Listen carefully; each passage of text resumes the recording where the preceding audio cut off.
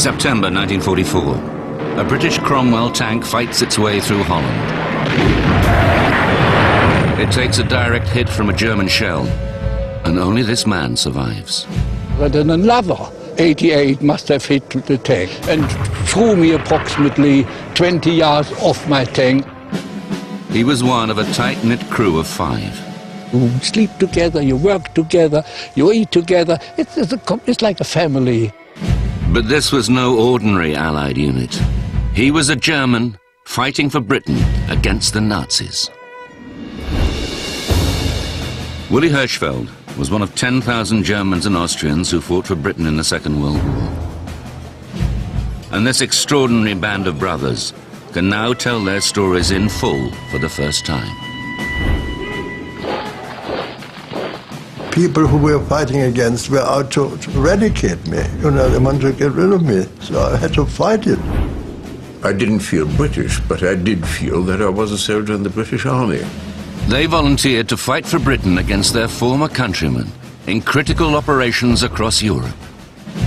The enemy I faced could have easily been my friends. When you fired them, they made the most awful noise. There was no feeling of revenge. I wanted to fight the Nazis, not the Germans as such. That particular moment, I had a feeling that we will succeed. They endured the mistrust of their adopted country, but were still willing to die for it. I daren't even say I came from the country that was so bloody awful as Germany.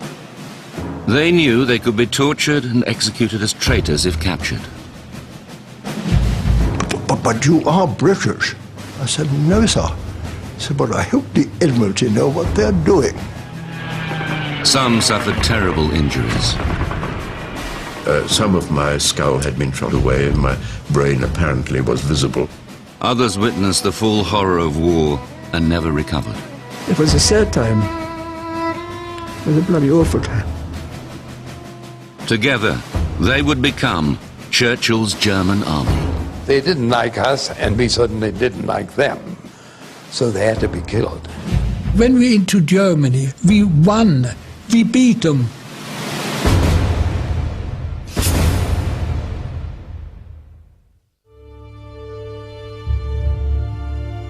Klaus Hugo Adam is considered Hollywood's greatest living production designer. He brought the fantasy world of 007 to life. But during the war, he faced the very real threat of death as a daring fighter pilot. I felt instinctively that I was a natural pilot. Don't ask me why. So Rocket Typhoon. I'd forgotten how enormous this plane was. So it was the most powerful plane, a fighter, when I joined 609 Squadron.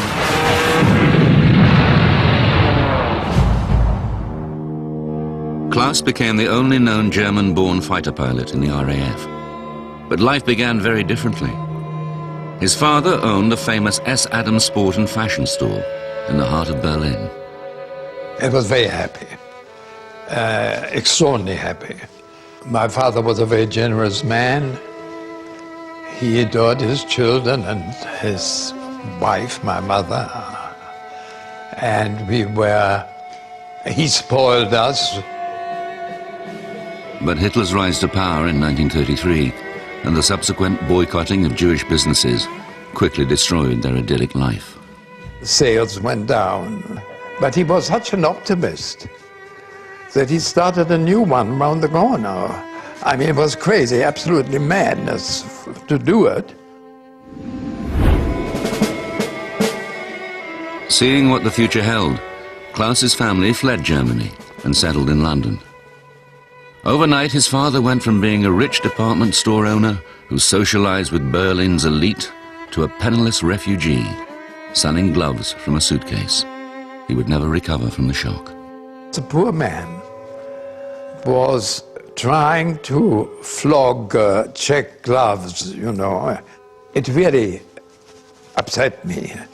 And also I remember one day when we were running after a bus and we had to climb up to the top. He had a sort of minor heart attack. Died in 1936 at the age of 56. He was a destroyed man.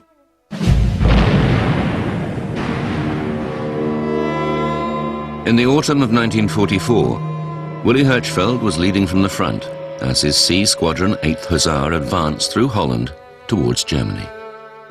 And this is the spot approximately where my tank was knocked out. He was a German fighting for Britain, but now fellow Germans had killed his best friends. It was such a tremendous bang. And when I got out, I got straight up to the terrain and I saw the terrible things. For almost a year, they'd hardly spent a day apart. His British crew had treated him like a brother. Right up to that moment, we were always one team.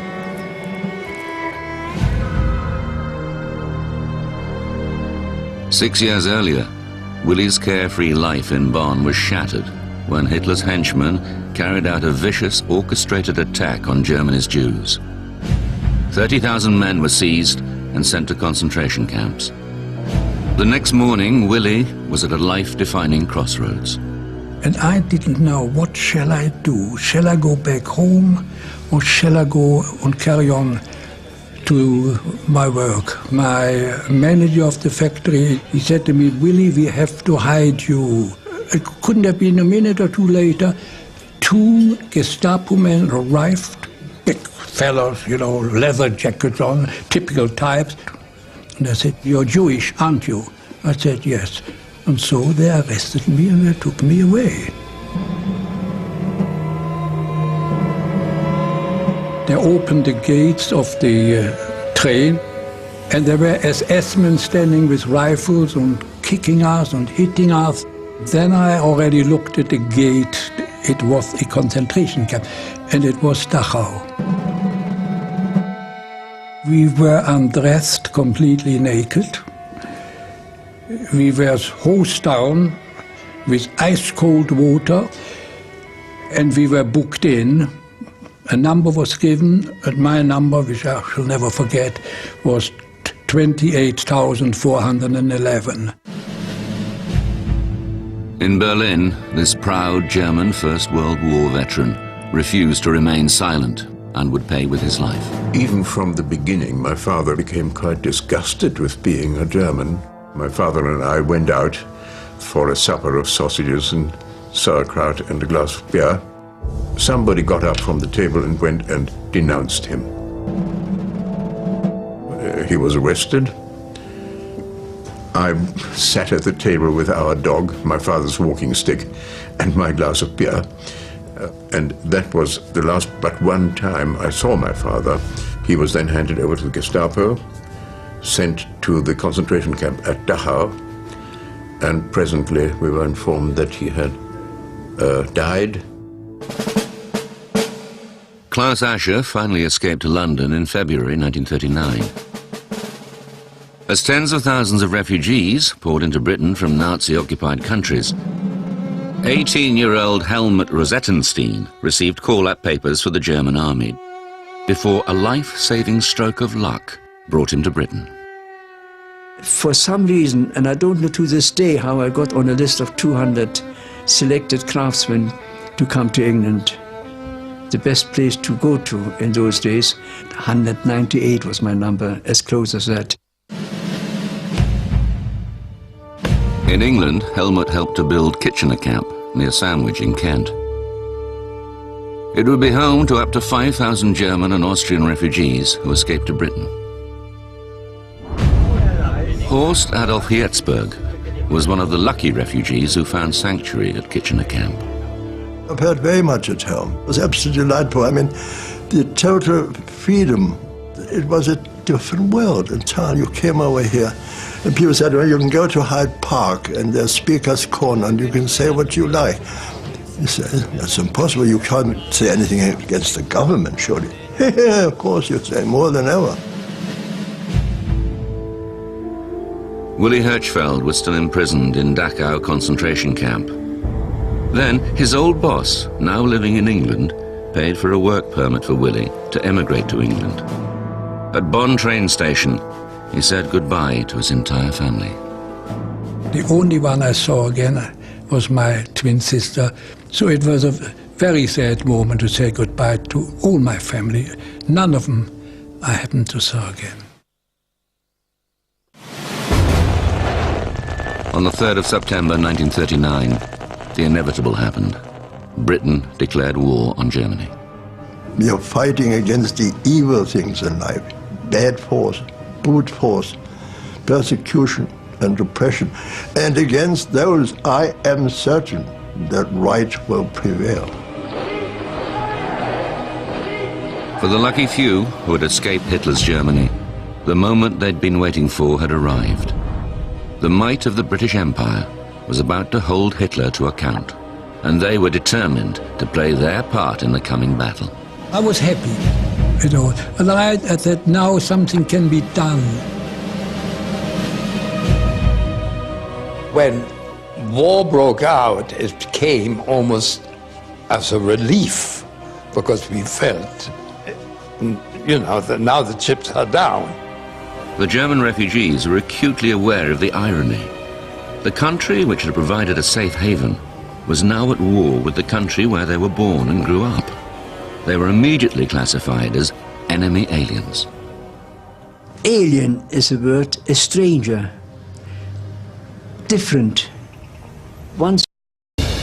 Willy Hirschfeld was one of 10,000 Germans and Austrians who fought for Britain in the Second World War.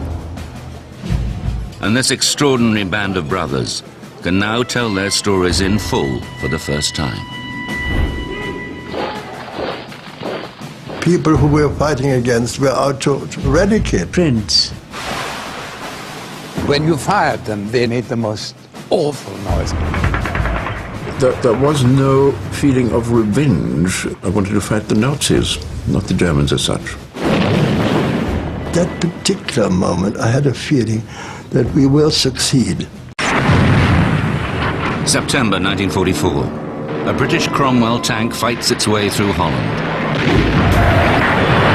It takes a direct hit from a German shell, and only this man survives. But then another 88 must have hit the tank and threw me approximately 20. They wanted to get rid of me, so I had to fight it. I didn't feel British, but I did feel that I was a soldier in the British Army. They volunteered to fight for Britain against their former countrymen in critical operations across Europe. The enemy I faced could have easily been my He asked off my tank. He was one of a tight-knit crew of 5. You sleep together, you work together, you eat together. It's like a family. But this was no ordinary Allied unit. He was a German fighting for Britain against the Nazis.